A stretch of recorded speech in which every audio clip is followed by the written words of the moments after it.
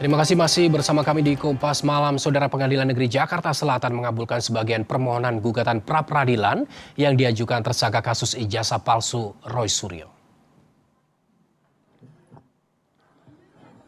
Hakim Tunggal menyatakan tindakan penangkapan, penahanan hingga penggeledahan rumah tidak sah dan melawan hukum. Hakim menilai serangkaian upaya paksa yang dilakukan penyidik Polda Metro Jaya pada 19 Juni 2026 lalu melanggar ketentuan KUHP.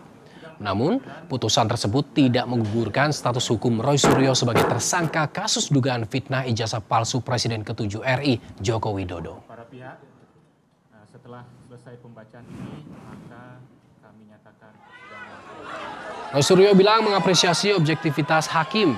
Roy Suryo akan menghadapi sidang pra-peradilan kedua yang dijadwalkan Jumat pada 10 Juli untuk menguji keabsahan penetapan status tersangka dalam jeratan Undang-Undang ITE. Bang, munduran dikit bang, bang izin bang, bang Roy, munduran dikit bang, bang Refli munduran dikit bang. Kita akan tetap memperjuangkan nanti ketika hari Jumat itu akan ada pra-peradilan yang kedua. Pra-peradilan kedua itu ada hari Jumat dan itu apa isinya nanti akan disampaikan. Dan saya juga ingin sampaikan, hari ini kita menyelesaikan pra-peradilan di Jakarta Selatan. Kita juga akan mengikuti nanti perkara pokok itu di Jakarta Timur. Tapi kemarin kita mengajukan gugatan ya PMH itu apa sih? Perbuatan melawan hukum di Jakarta Utara. Sementara itu, Saudara, Presiden ke-7 RI Joko Widodo kembali menegaskan akan hadir ke persidangan kasus tudingan ijazah palsu dengan terdakwa Dr. Tifa.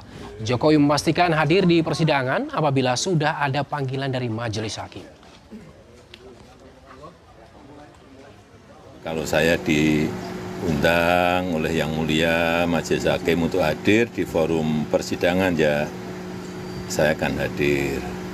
Dan sesuai yang saya sampaikan yang lalu, saya akan membawa dan menunjukkan ijazah dari SD, SMP, SMA, dan S1 yang saya miliki.